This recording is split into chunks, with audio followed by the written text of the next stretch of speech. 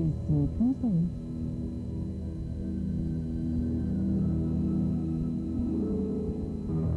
Les rendez-vous d'Alfred Hitchcock racontés par Serge Souriant. Aujourd'hui, douce quiétude de Léo Kelly.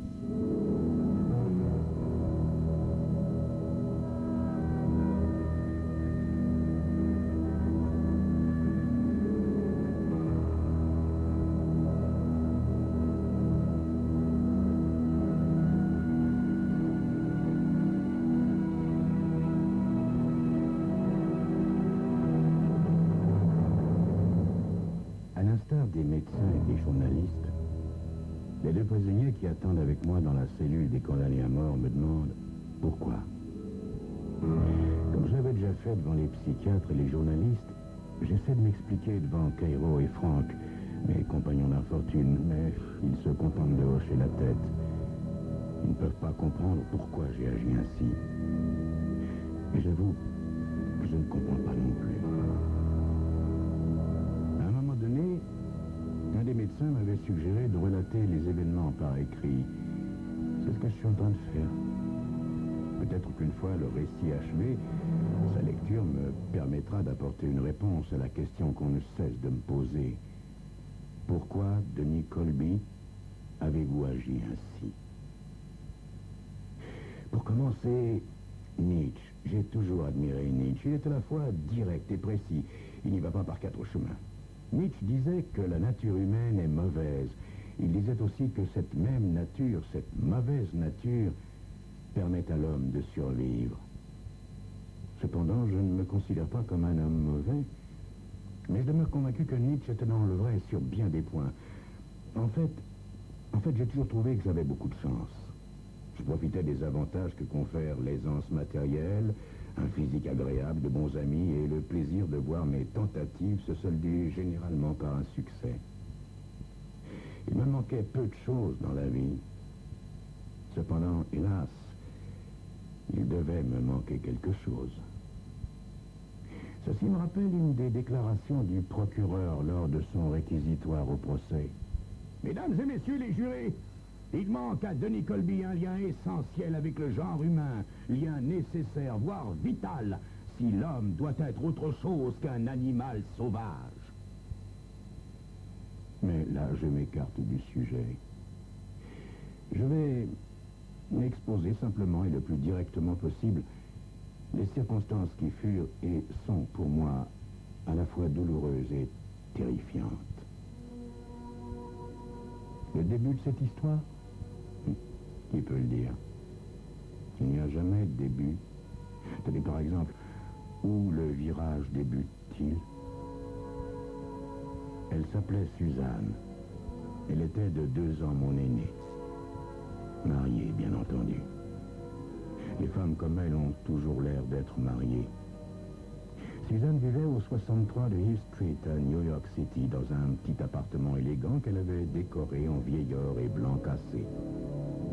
Elle portait peu de bijoux et n'était pas maquillée. C'était une femme qui pouvait se passer d'artifice. Elle s'habillait de la meilleure façon et à la dernière mode, mais n'était jamais provocante. Suzanne était la digne fille d'Ève, aussi séduisante que cette vulnérable innocente perdue par une simple pomme. La perte de Suzanne fut beaucoup plus compliquée. Je dois l'avouer ici, j'ai, hélas, causé sa perte. Ou peut-être était-elle son propre ennemi. Quoi qu'il en soit, nos relations débutèrent tout à fait normalement. Nous étions alors tous les deux des enfants. Suzanne commandait toujours dans nos jeux. J'obéissais. Elle me taquinait et se moquait de moi. Je souffrais et je l'adorais.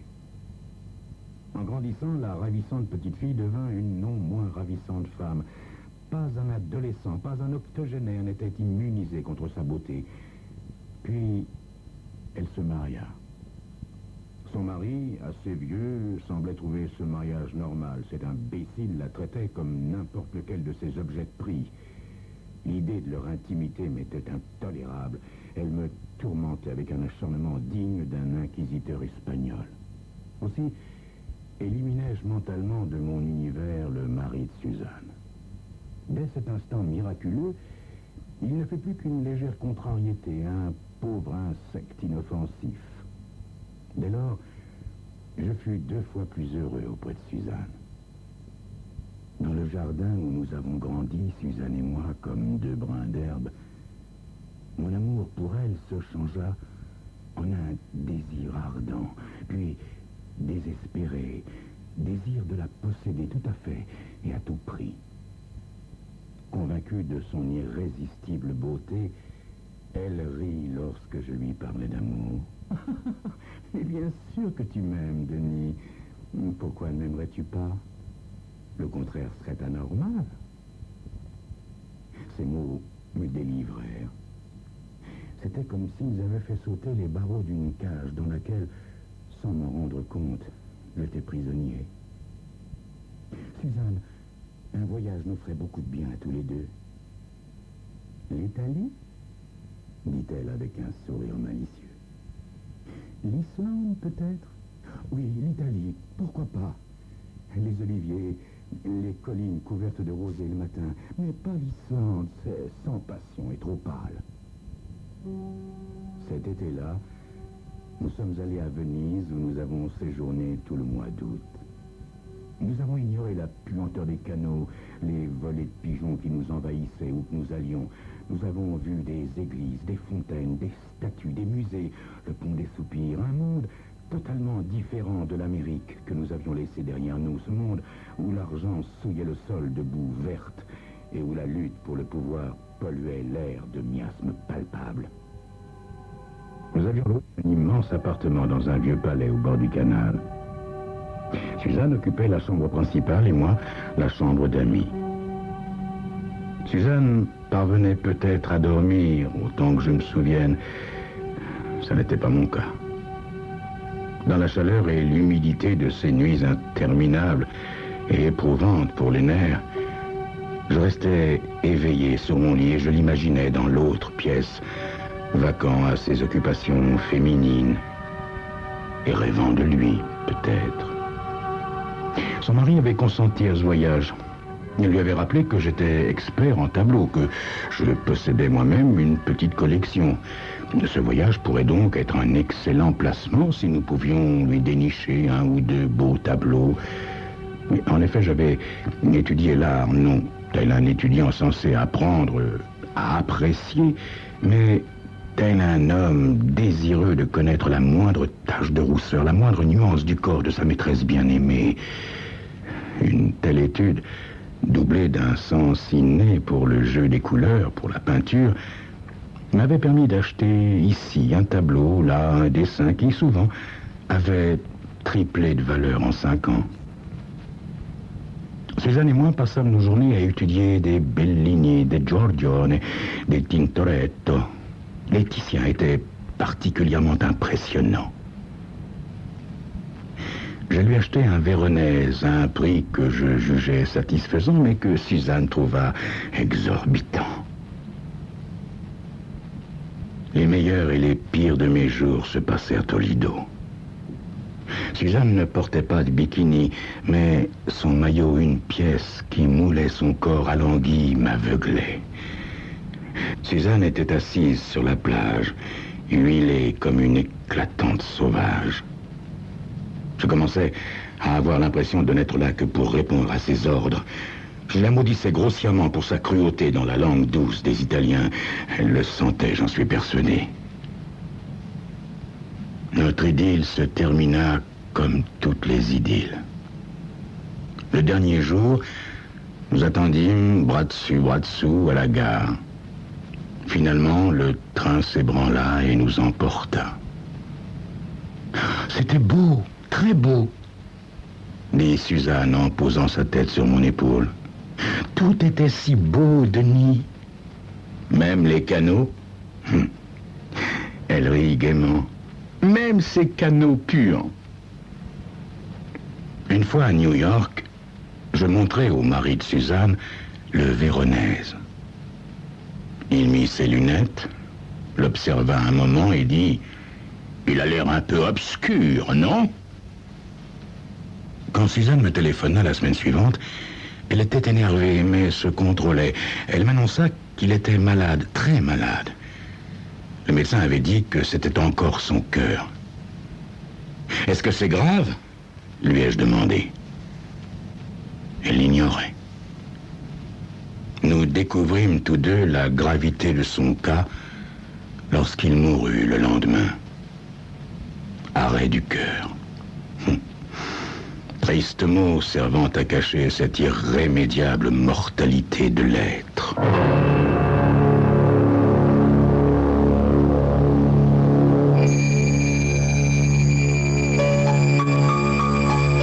Maintenant que la voilà libre, Suzanne va-t-elle enfin accepter de vivre avec moi? C'est ce que vous saurez dans quelques instants.